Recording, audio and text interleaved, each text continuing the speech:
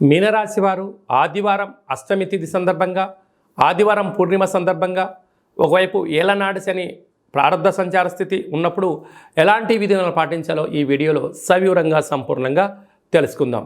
మీనరాశిలో ఏ నక్షత్రాలు వస్తాయనగా పూర్వాభాద్ర నక్షత్రంలోని చివరి నాలుగో పాదము, ఉత్తరాభాద్ర నక్షత్రంలోని 4 పాదాలు, రేవతి నక్షత్రంలోని 4 పాదాలు కలిపితే మీనరాశి. చాలామందికి పుట్టినటువంటి కాల సమయంలో డేటా ఆఫ్ బర్త్లు సక్రమంగా లేనటువంటి కారణం వలన పేరు యొక్క మొదటి అక్షరాన్ని అనుసరిస్తూ ఆ రాశిని తెలుసుకునే ప్రయత్నం చేద్దాం.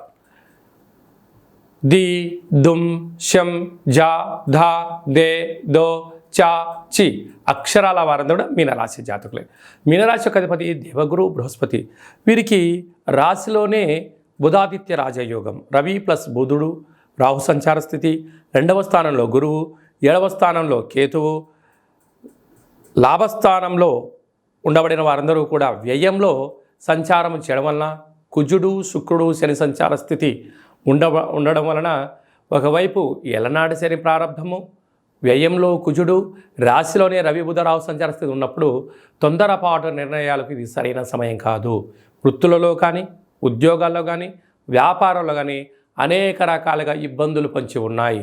ఇలాంటి కాల సమయంలో మౌనం, ధ్యానం, ఆధ్యాత్మికత, సలహాలు తీసుకోవడం, సలహాలు ఇవ్వకపోవడం, అప్పులు ఇవ్వకపోవడం, అప్పులు తెచ్చుకోకపోవడం, దూరావాయు జల ప్రయాణంలో జాగ్రత్తలు వహించడం, మీ జన్మ నక్షత్రం రోజున అష్టమి, అమావాస్య, పూర్ణిమ తిథులందున అనేక రకాల ఆటంకాలు పొంచి ఉన్నాయి.